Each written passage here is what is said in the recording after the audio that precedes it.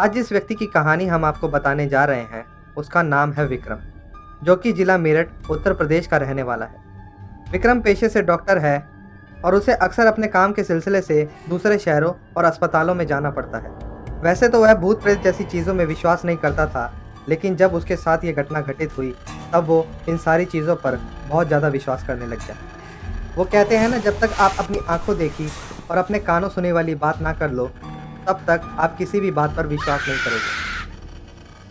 जब विक्रम के साथ ये सब कुछ हुआ तब वह भी इन सब बातों पर विश्वास करने लगा। अब हम आपको विक्रम के साथ घटित हुई इस घटना को बताने जा रहे हैं। ये बात है सन 2003 की। दिसंबर का महीना था और बहुत ही तेज़ बारिश हो रही थी। तब विक्रम राजस्थान के एक हॉस्पिटल में पहुंचा। दरअसल विक्रम को वहां एक ऑपरेशन करने के लिए बुलाया गया था। विक्रम लगभग सुबह के 2:30 बजे वहां पहुंचा। उसके वहां आने के बाद उसे पता चला कि ऑपरेशन तो दोपहर 2 बजे होना है। तो विक्रम वहां की कैंटीन में जाकर बैठ गया और अपने लिए कॉफ़ी मशीन से कॉफ़ी ले ली। विक्रम उस टाइम कैंटीन में अकेला था और कोई भी आदमी वहां पर मौजूद नहीं था।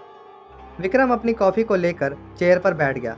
कुछ लगभग 3 ही बजे होंगे कि उसे अपने पीछे किसी के होने का एहसास हुआ। उसने पीछे मुड़कर देखा तो वहाँ कोई भी नहीं था। उसने अपना ध्यान फिर से अपने कॉफ़ी की ओर किया और तभी उसके बालों में किसी ने ज़ोर से फूंक मारी। वो तुरंत अपनी सीट से खड़ा हो गया और हक्का बक्का होकर इधर उधर देखने लगा, लेकिन उसे कोई भी नज़र नहीं आ रहा था।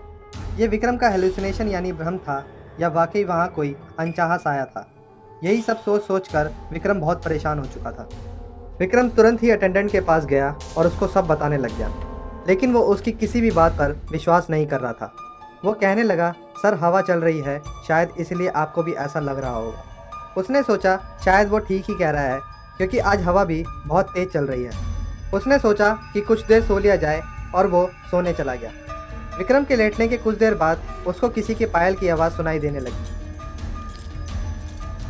उसने उठकर देखना चाहा कि वह कौन है, लेकिन रोशनी ना होने के कारण वहाँ कुछ भी देखना संभव नहीं था। लेकिन उसके कानों तक वो आवाज़ साफ साफ सुनाई दे रही थी। विक्रम डरता हुआ अपने रूम से बाहर की ओर गया और बाहर का नज़ारा देखते ही उसके पैरों तले ज़मीन खिसक गई, क्योंकि वो पूरा का पूरा अस्पताल एक खंडर में तब्दील हो चुका था। वो डर के मारे वहाँ से बाहर निकलने का रास्ता ढूंढने लगा, पर उसको बाहर जाने का रास्ता नहीं मिला। तभी तुरंत उसे कुछ लोगों की आवाज़ सुनाई दी, तो उसकी थोड़ी जान में जान आई कि वो अकेला नहीं है। वो आवाज़ का पीछा करते हुए फर्स्ट फ्लोर पे जा पहुंचा। उसने पाया कि उस फ्लोर के तीसरे रूम से बहुत सारे लोगों की आवाज़ें आ रही थी। रूम में लगभग 20 से 25 लोग आपस में बात कर रहे थे। जैसे ही विक्रम रूम में दाखिल हुआ तो वो सभी लोग एकदम से शांत हो गए और विक्रम की तरफ देखने लगे। इससे पहले विक्रम कुछ समझ पाता, वो पूरा रूम भयानक हंसी से गूंजने लगा।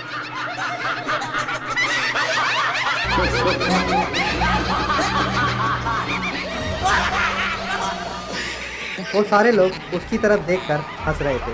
ये सब देखकर विक्रम बहुत डर गया। इससे पहले कि विक्रम रूम से बाहर भाग पाता, उस रूम का दरवाज़ा अपने आप बंद हो गया। विक्रम डर के मारे ज़ोर ज़ोर से चिल्लाने लगा और दरवाजे को पीटने लगा। विक्रम ने जैसे ही उन सभी लोगों को मुड़ के देखा तो वो सभी लोग विक्रम के बहुत करीब खड़े थे।